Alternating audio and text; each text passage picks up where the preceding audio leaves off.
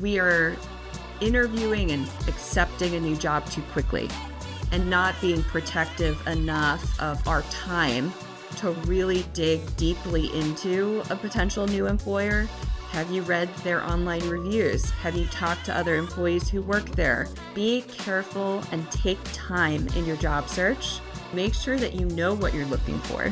Get clear on what makes a great job environment for you.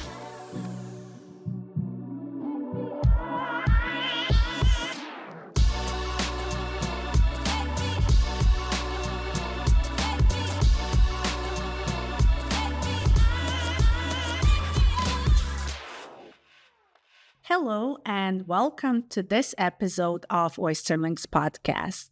Today, I have a very special guest with me. Her name is Sarah, and she is going to introduce herself. Okay, hi, I'm Sarah Diehl. I'm the founder and principal of Empowered Hospitality, which is an HR consulting and recruiting firm that specializes in the hospitality industry.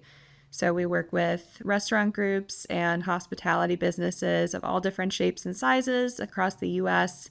to provide them with support for their people teams.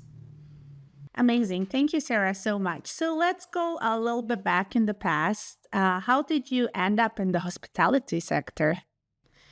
Yeah, so actually, when I was in college, I would say I was maybe lacking a very clear sense of direction. I majored in political science, actually, and was interested in cultures, how cultures interacted, and where culture really took shape, right? And one of the things that was very clear to me is that a lot of culture takes shape around the dining table and with food as the centerpiece. So through my studies and also through some extracurricular activities, I started getting really interested in food and in the restaurant industry specifically. So when it came time to find my first job, I interviewed with Hillstone Restaurant Group, which is a national restaurant group here with locations all across the US and a really amazing management training program. So having had no prior experience in restaurants, I thought that would be the perfect way to try the industry out, see if it was something that might interest me for more of a long-term career path. And it turned out that I really loved it. And I have been in the industry ever since. That's actually a very nice story. So how did your career progress? Like, how did it go? What was a milestone that you're very proud of? And how did you end up being a business owner in this line of work? Yeah, well, so I worked in front of house operations for about 4.5 years with Hillstone. And in that period of time, it was really learning all the ins and outs involved in running a restaurant. And something Hillstone is great at actually is providing opportunities for individuals like myself who really did not have prior restaurant management experience to learn all the ins and outs of running a successful business. So that was everything from ordering smallwares to hiring staff to addressing guest challenges, restructuring menus. It was really, really fascinating and very fast paced. And I loved it. And I moved all across the country with them from Arizona to California to East Hampton on Long Island, and then eventually landed back in New York City. And by then I decided I was really ready to transition out of operations, in large part because the physicality of the job was just really starting to become draining. And I had discovered a passion in the realm of people. So training employees, mentoring, creating service standards, and just building great cultures and great high functioning teams was something that I found a real interest in my operations experience. And so that was when I pivoted out of operations. I took a role leading the HR department at a smaller restaurant group based here in New York City, which was run by a celebrity chef, David Burke. And then I really started diving into HR. So learning all the nuances of compliance and how to build a great culture and how to address employee complaints and all of the all of the intricacies that are involved in human resources and training.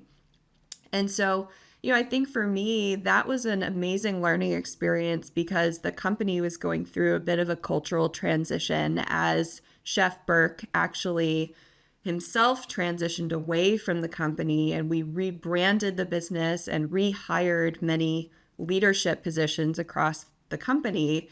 And I had the amazing opportunity to be part of that rebranding, redefining our core values and our mission statement and what we really represented as a company. And so that was incredible. And I'm still very much in touch with a lot of the people that joined our team there. It was an amazing team. And then actually in late 2016, I was laid off. And that was how Empowered Hospitality started. I was interviewing a lot and meeting with a lot of small restaurant groups around the city who were looking for an HR director. And something I kept seeing over and over was groups that were recruiting for a director, but maybe didn't really need a full-time HR director, or maybe didn't really know exactly what an HR director is supposed to do and didn't need one full-time. So a lot of those became my early consulting projects. And my business partner, Joe, who was around at the very beginning and is now actually both my partner in life and partner in work, was a management consultant. And so he said, hey, maybe looking for a full-time job is actually not what you should do next. Maybe you should start a consulting practice. And that was really how Empowered was born. And since then, we've worked with hundreds of restaurant groups. We have an amazing team of 25 full-time consultants, and it's just been an incredible journey.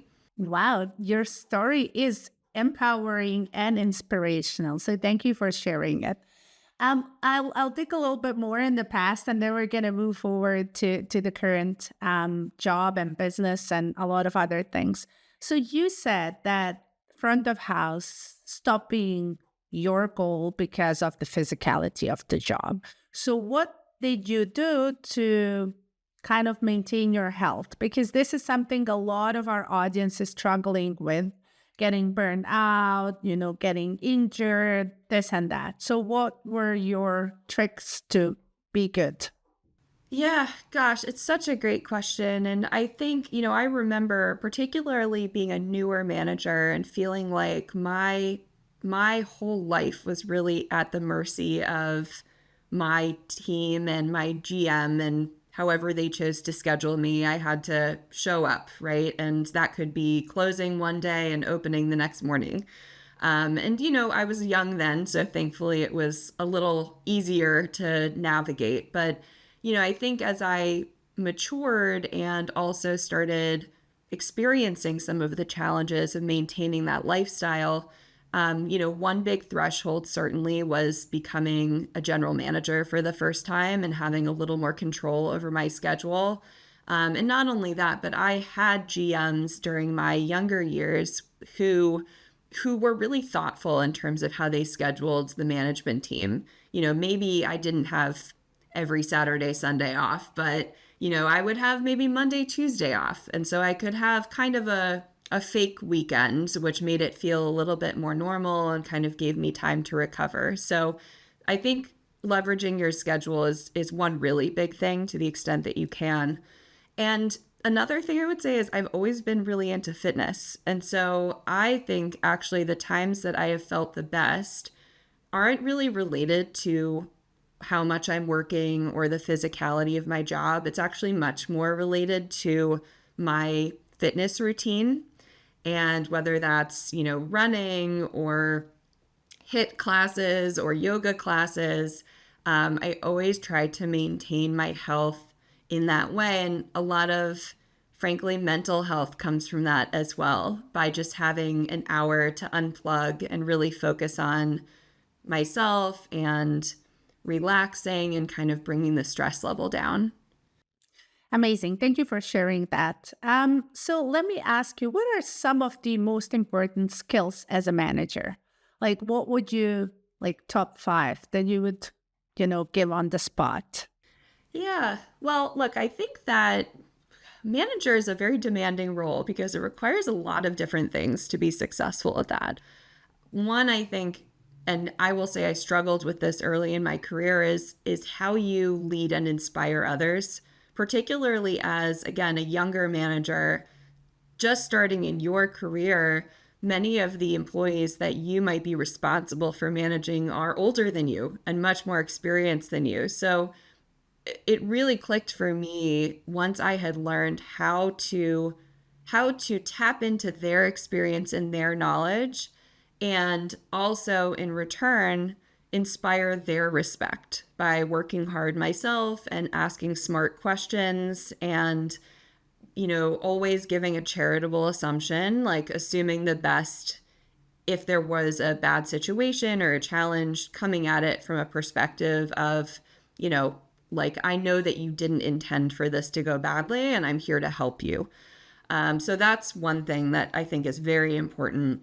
I would say organizational skills, because you have so many different things flying at you at all times, and prioritization as well. One thing that I remember having to learn as a manager is when an employee asks for help, not always saying yes immediately.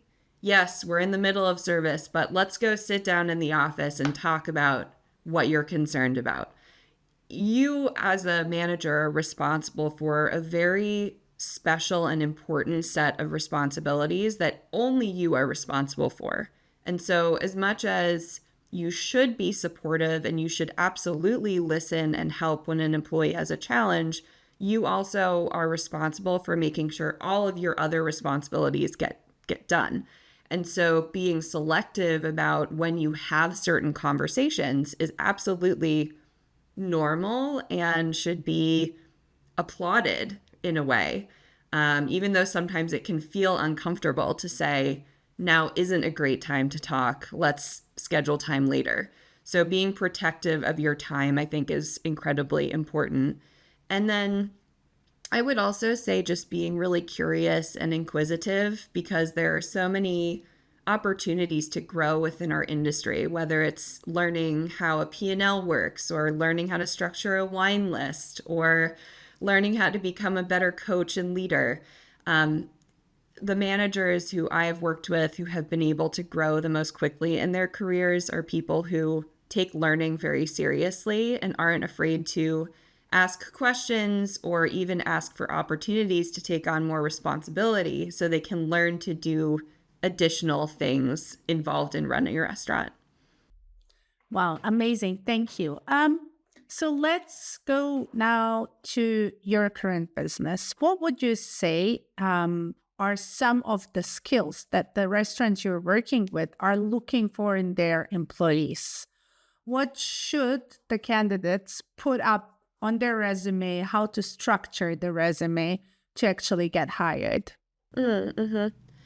Well, I think that a lot of the same things that make a successful manager make a successful employee as well. So I think that eagerness to learn, open-mindedness, reliability is incredibly important at a baseline, just knowing that you're going to show up consistently and you're going to be consistently positive and respectful and open to feedback when you do show up at work. And then, of course, there are hard skills. And so when it comes to the resume, I think painting a full picture of all of the skills that you've developed and the impact those skills have had on your company at the time makes a lot of sense. I like having between 3 and 5 bullet points beneath each position that says, here's what I delivered. Here's the impact that I made. Here's a skill that I learned. To make it really specific and relevant so that a future employer can understand the value that you're going to bring to their organization. And how long can a prospective candidate expect the hiring journey to last? Approximately. That's a very good question. Yeah. One of the things we do at Empowered is we actually help coach a lot of our clients on their interview process. So I would say that's an area of some inconsistency in our industry. But I would say, generally speaking, for an hourly position, the interview process usually takes about a week or two. Ideally, no longer than that, certainly. Usually 2 to 3 interviews, and then maybe some kind of interactive exercise, whether it's a trail, maybe it's demonstrating a particular skill or task like opening a bottle of wine or, cooking a medium rare cheeseburger or something like that. And then for managers, it could take a little bit longer, but generally, again, 2 to 3 weeks is pretty standard. And, I think in part because when we need a role in hospitality, we need it quickly. So these processes don't tend to be too drawn out, thankfully. Okay. And what would you tell to a job seeker how to recognize in an interview a red flag in an employer, and what are some green flags that you could recognize coming into an interview? Oh, yeah, that's a very good question. Look, so actually, number one, I'll say this. If an employer is not respectful of you or your time, that is absolutely a red flag. And, I've heard all kinds of stories, of course, in my years of HR.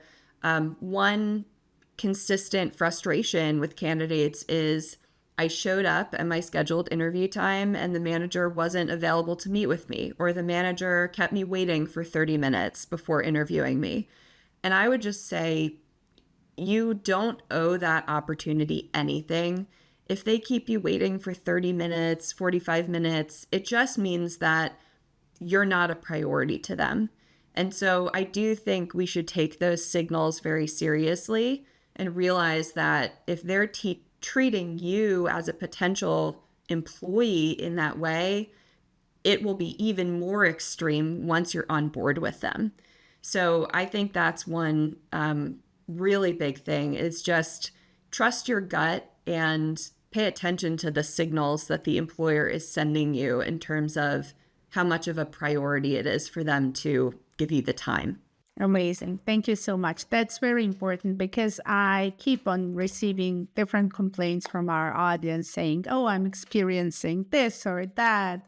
What should I do? Should I run away? Should I? So now with mentioning should I run away, what is your take? And obviously, the people that you have worked with in the past, when people change jobs in less than 6 months. No, now I'm not saying it's like a repetitive pattern, like every job is less than 6 months, but let's say that I get hired for a restaurant that I really wanted to work for, and then I come there and it's like toxic hell, and I want to leave. So how can the candidates overcome those challenges, like of having that quick transition on their CV? Yeah. Well, look, I think my point about being really thoughtful and taking cues from the employer in the interview process is actually designed to help you avoid having a jumpy resume, because I think a lot of times both employers and employees rush into a relationship before they really know if it's going to be a good fit. And I see a lot of those jumpy resumes, right? We review hundreds of resumes a week at Empowered, and it's fairly common, right? But I think a lot of that is because we are interviewing and accepting a new job too quickly and not being protective enough of our time to really dig deeply into a potential new employer. Have you read their online reviews? Have you talked to other employees who work there? Have you asked them to meet multiple members of their leadership team, right? If you interview with one person, especially if that person is not going to be your direct manager, do you really understand what that job will feel like? And I think the answer to that often is no. And that's how people end up taking a job and then realizing after 3 to 6 months that it's not a great fit. So that would be my one biggest hope, is that people would be more selective in deciding where to work and maybe take a little bit longer in the process to make sure that it's the right fit. To your question in terms of, well, what do I do if my resume is a little bit jumpy? One question I will always ask as an interviewer is to explain why you've transitioned from one job to another.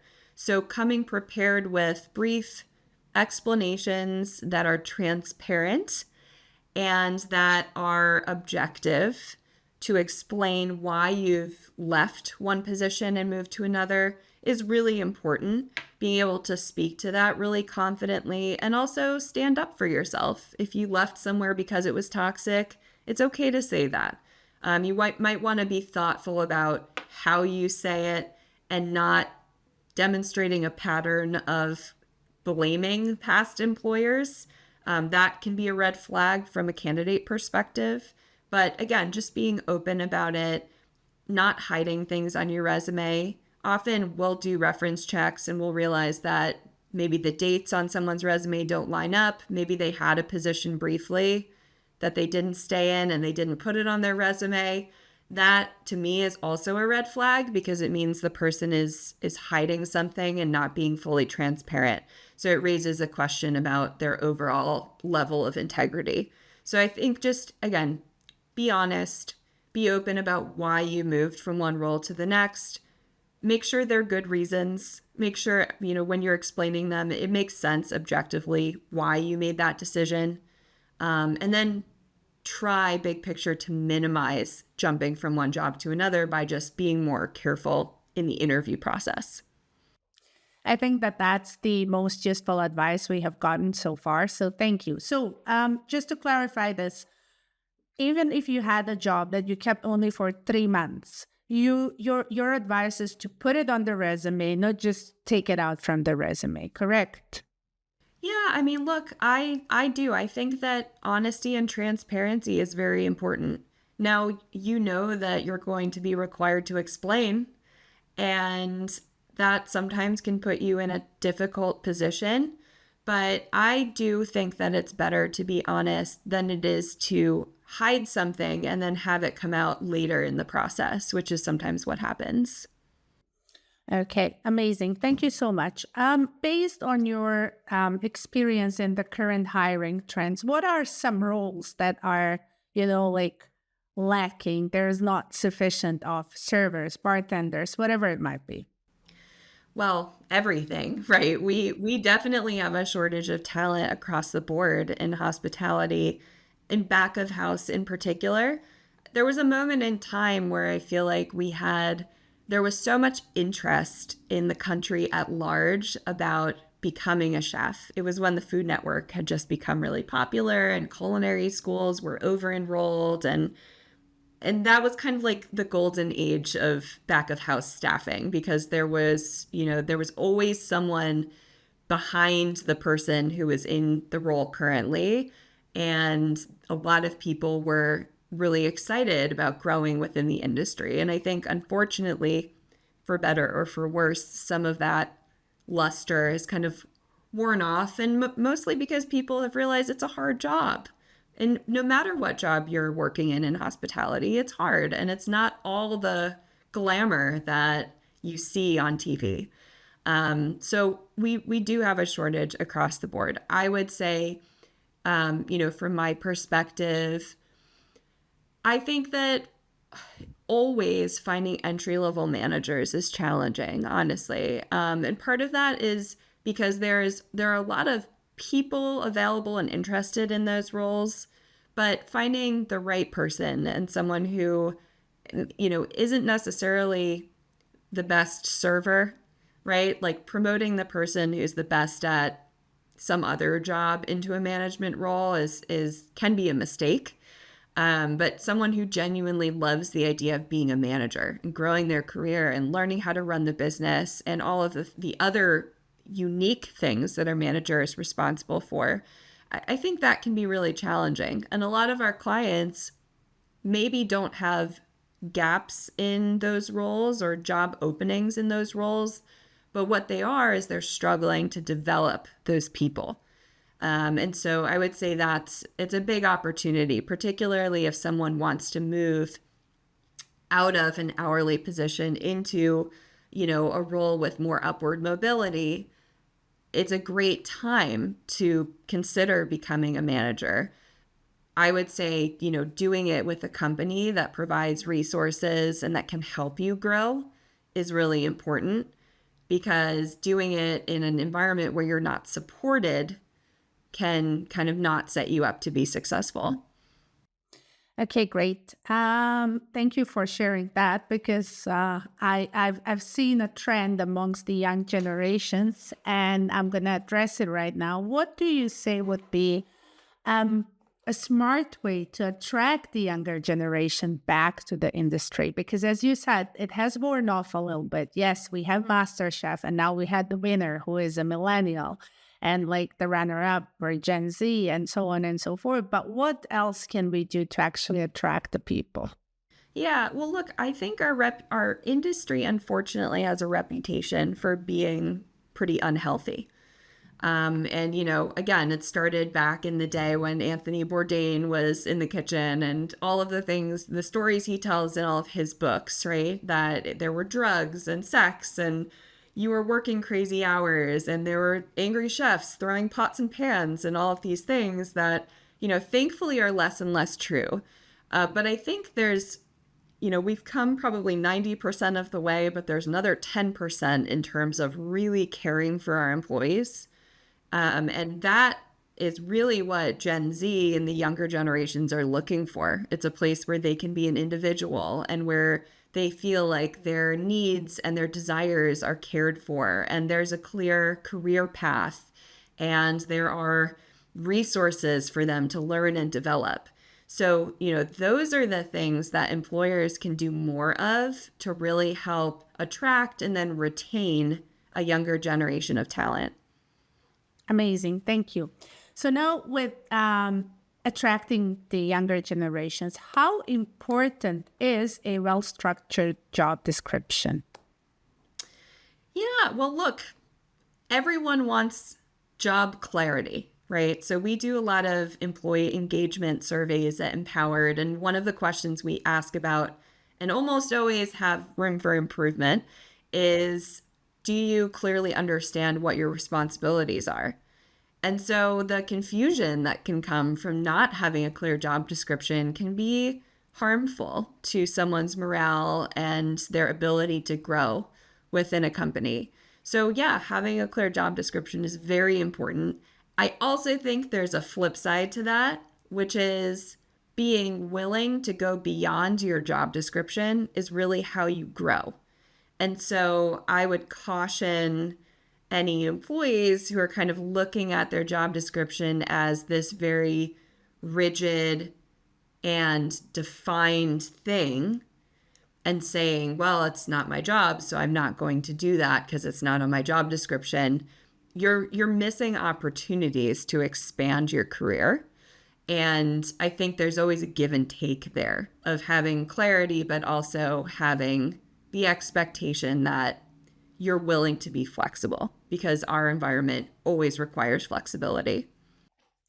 Amazing. And talking about the job descriptions, we have noticed on OysterLink that usually the job descriptions without a salary range get 10 times less the candidates. So what would be your advice to, employers to list it or to keep it for a later stage? Yeah, list it.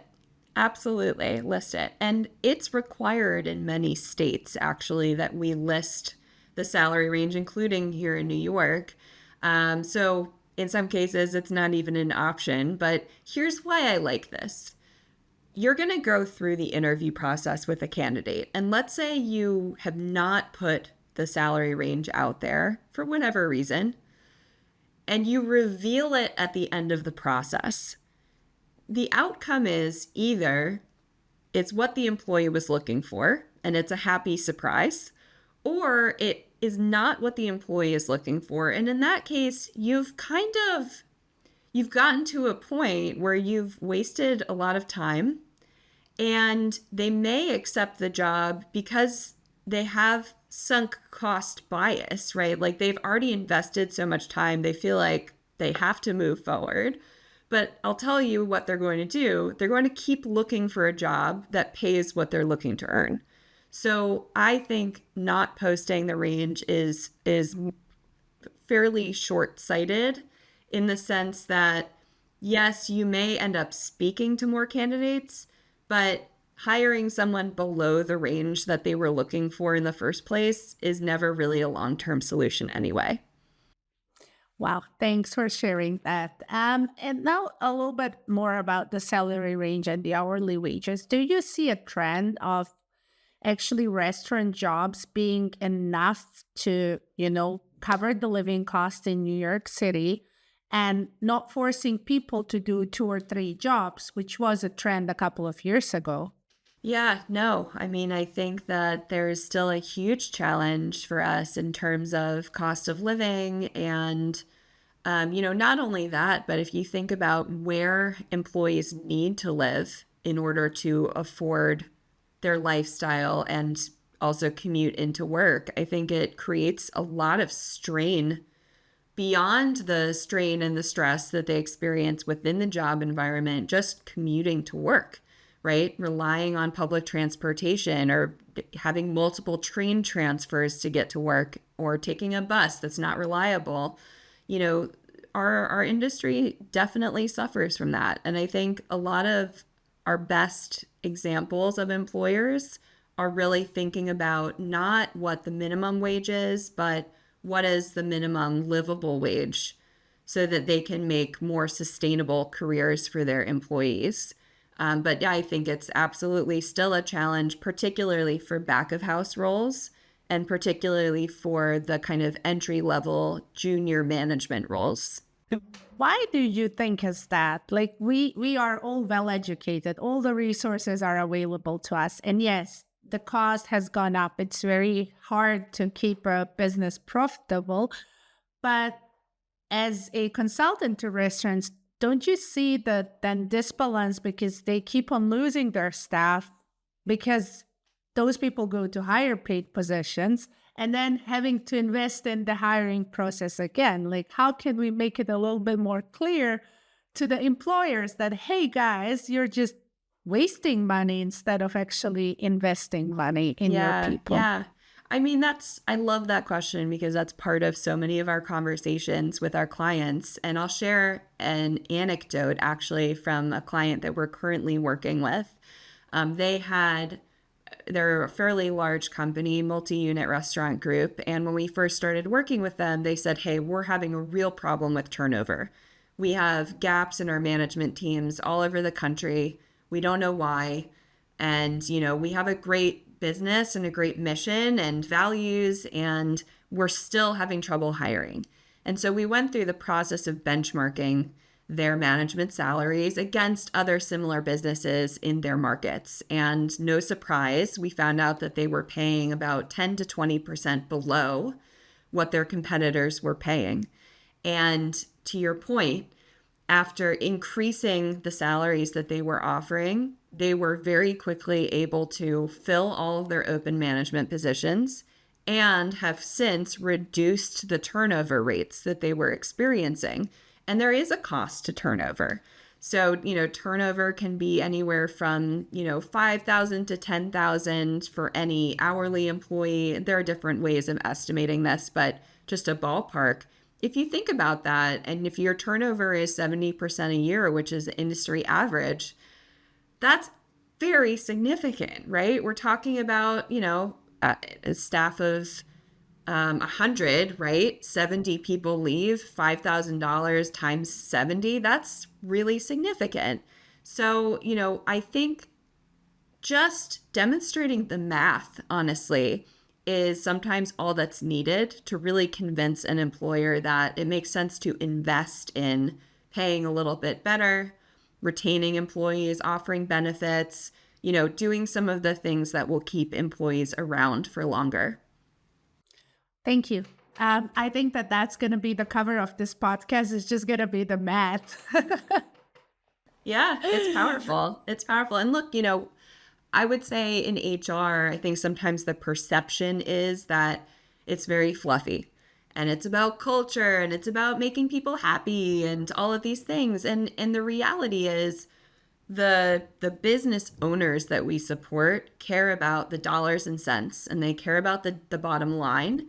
And there is absolutely a connection between culture and employee satisfaction and the bottom line. It's just about clearly painting that picture and really helping them realize that it's not great to have a revolving door of staff, right? Even if there are people waiting in line to apply to work with you, it's not great to constantly be training new people because you're losing knowledge, you're losing productivity, you're lowering your check averages. There are ways that really impacts the actual financials of the business. Well, thank you for sharing that, Sarah. And one question regarding more issues, or like what would you say are the biggest trends that you see with employers nowadays? And maybe just how to kind of, I know there is not one size fits all and every business is, unique, but like how to avoid or at least prevent some of these problems of happening. Yeah. Well, yes, every business is unique, but I do think there are some truisms that apply to all businesses. Um, Look, biggest challenges, I think there was a real culture shift coming out of the pandemic and a sense of, I think entitlement is the negative word to use, but a sense of empowerment maybe among employees who, for the first time, had experienced work-life balance, or had experienced time home with their families, or had experienced a health emergency. And it really increased our responsibility as employers to take care of our employees. So things like offering health insurance, that's really prominent in a lot of our conversations with clients right now. Things like, how do we support an employee who has concerns about their workplace? Maybe they feel like they're being treated unfairly, or maybe they feel like, something discriminatory was done or said. How do we support them? So, that sense of fostering well-being within your team is a really big focus these days, as well as, to our earlier point, how are we attracting and retaining talent? Because the marketplace for talent is more competitive today than it's ever been. And we want to, overall continue elevating our industry and navigating some very challenging macroeconomic circumstances, right? That's made it harder than ever to run a business. So how do we attract a great team and how do we get them to stick around? Those are really the things that we're talking about a lot these days. Okay, amazing. Thank you. So, one last question for today would be, what would be your one piece of advice for job seekers in this industry? Yeah, so I would go back to what I was saying earlier, which is be careful and take time in your job search. Make sure that you're looking for something that, first of all, make sure that you know what you're looking for. So get clear on what makes a great job environment for you before you start your interview process. And then be selective and take time. Meet with a lot of different employers. Pay attention to how they treat you in the interview and ask them questions, right? You are interviewing them as much as they are interviewing you. And you should make sure that wherever you're going to choose to invest your time is a place that really values you and that can help you grow. And I would say that is probably the biggest misstep that I see, as well as the biggest opportunity for people to just have a better experience working in hospitality in general. Thank you, Sarah. It was a pleasure getting to know you, and I really hope that our audience is going to enjoy our chat. Thank you. This has been great. It was such a pleasure, and I'm always happy to help and answer questions and just really want everyone to have a better experience growing their career in our industry.